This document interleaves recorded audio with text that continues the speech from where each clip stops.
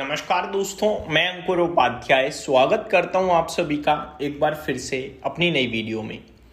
दोस्तों, कच्चा तेल थोड़ा नीचे आता हुआ दिखा है। मैं आप सभी के साथ सबसे पहले तो अपडेट शेयर करना चाहूंगा, उसके बाद आगे वीडियो में बात करेंगे। कच्चे तेल की बात करें तो मैंने जब 330 आप सभी के साथ वीडियो शूट करी थी तो कच्चा तेल अराउंड $119 प्रति बैरल हो गया था। करीब 8-9% की तेजी थी। अभी $114.44 पे है, तो सस्ता तो अभी भी नहीं है, 6.5% ऊपर है, लेकिन $5 ऊपर से सस्ता हुआ है। एक बड़ी अपडेट ये आ रही है, आप इसे नेगेटिवली भी ले सकते हो और पॉजिटिवली भी ले सकते हो।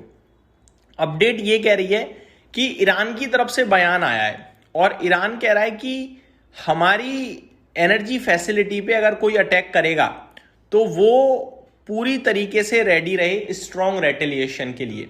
For example, Iran's military spokesperson warns of stronger retaliation to future attacks of energy infrastructure. तो अगर कोई भी फ्यूचर में इनके एनर्जी इंफ्रास्ट्रक्चर के ऊपर अटैक होगा तो वो काफी हैवी वापसी के लिए तैयार रहे, वापस बड़ा ये रेटेलिएट करेंगे, सिंपल भाषा में बोला जाए तो। अब इसमें अच्छा क्या है? अच्छा ये है कि प्रेसिडेंट ट्रम्प कह चुके हैं कि अब इजराइल कोई अटैक नहीं करेगा और ईरान भी कह रहा है कि हम रिटेलिएट करेंगे। दैट मीन्स वो इनिशियल लेवल पे अटैक नहीं कर रहे हैं, वो रिटेलिएट कर रहे हैं केवल। तो शायद अब ये एनर्जी क्षेत्र पे अटैक ना हो, और अगर नहीं होगा तो फिर वो पॉजिटिव है। लेकिन इस बीच में एक नेगेटिव अपडेट ये आ रही है कि ईरान सोच रहा है स्ट्रेट ऑफ हॉर्मुज से जाने वाली शिप्स के ऊपर वो टोल टैक्स टाइप एक शुरुआत करे। और अगर ऐसा होता है, मतलब सेफ्टी के साथ अगर आप अपनी शिप्स को ले जाना चाहते हो तो एक टोल टैक्स टाइप पे करना पड़ेगा। तो ये एक एडिशनल खर्चा हो सकता है जो कंट्रीज के लिए पे करना पड़े। अब बाकी आगे पता चलेगा धीरे धीरे कि क्या एक्चुअली में चीजें निकली हैं।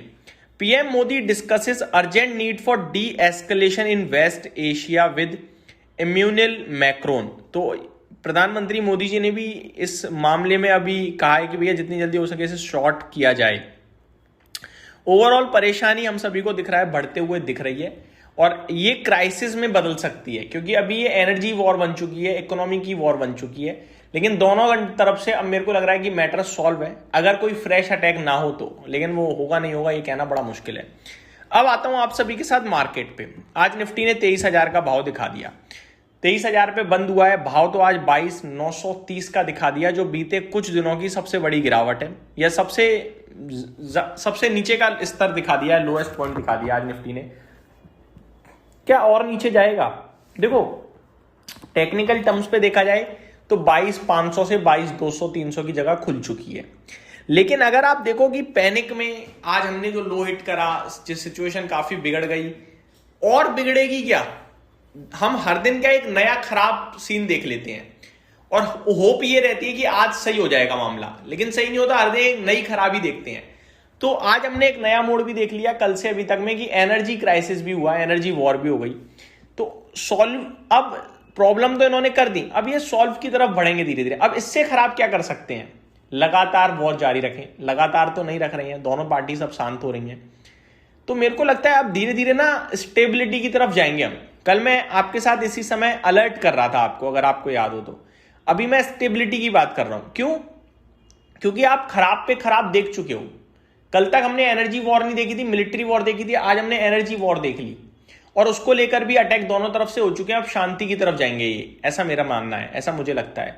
तो ये शायद धीरे धीरे चीजें अब शांति की तरफ जाएं और नियर बाय बॉटम के आसपास हम लोग हो सकते हैं। ये जो पेन था, इस पेन से मैंने कल आपको मैंने आपको अलर्ट किया था कि भैया हो सकता है बड़ा एक झटका लग सकता है। मेरे को लगता है बड़ा झटका लग गया है। अब पॉसिबल है कि टेक्निकली भी एक बार 22,500 टेस्ट कर जाए निफ्टी, लेकिन उसके बाद वापसी बनती है इसकी, ऐसा मेरा मानना है। अब ऐसे में इन्वेस्टर्स को क्या करना चाहिए? दोस्तों, ये मेरे को लगता है अगर आज और कल का दिन शांति से निकल गया तो मंडे से बॉटम फिशिंग स्टार्ट करनी चाहिए, बाय ऑन डिप स्टार्ट करना चाहिए। कच्चे तेल की बात करें तो यहां मैं गिरावट जल्दबाजी में नहीं देख रहा हूं। क्यों नहीं देख रहा हूं? क्योंकि भैया प्रोडक्शन कट हुआ है, चीजें बिगड़ी हैं। लेकिन मेरा मानना यह है कि आप सोचो ये $120 जो आज हो गया है, इससे और ऊपर चला जाए, बहुत मुश्किल लग रहा है मुझे लग रहा है नीचे का भाव आने की तैयारी में। अब जो पैनिक था, जो दर्द था, वो शायद खत्म हो गया और अब नीचे आने की तैयारी में मुझे कच्चे तेल का भाव दिखता है। गोल्ड सिल्वर जो क्रैश हुआ है ये मेरे लिए एक शॉकिंग था, क्योंकि गोल्ड 4% अचानक टूट जाना, चांदी में 8.5% की गिरावट हो जाना, ये नॉर्मल नहीं है, बड़ी गिरावट है दोस्तों। $4,700 प्रति आउंस के नीचे निकल गया है गोल्ड। एक समय $5,600 ट्रेड कर रहा था, सोचो आप, आज मतलब 4700 के नीचे निकल गया जस्ट अभी अभी। $70 पे आपका सिल्वर आ गया है, जो कि $120 का हाई दिखा चुका है। तो बहुत भयंकर गिरावट है। अभी करंट सिचुएशन में गोल्ड 1,47,200 है और चांदी 2,31,800 है। तो गिरावट काफी बड़ी हो चुकी है, ऐसा मुझे दिखता है। यहां भी अब निवेशक पैसा विड्रॉ करेंगे, और अगर विड्रॉ करेंगे तो कहीं ना कहीं तो डालेंगे, और डालने के लिए मुझे लगता है म्यूचुअल फंड या इक्विटी ही बचती है। हालांकि इक्विटी का मंजर तो और ज्यादा खराब है, बट गोल्ड सिल्वर से ज्यादा लोग प्रेफर इक्विटी करते हैं, ये मेरा मानना है। और मुझे लगता है अब आपको ज्यादा नहीं डरना चाहिए, चीजें धीरे धीरे अब शायद शांति की तरफ जाएंगी। बयान अभी तक कोई बड़ा नहीं आया है, लेकिन ऐसा मेरा अजम्पशन है कि शायद अब और बुरा क्या हो सकता है वो मुझे नहीं दिख रहा है।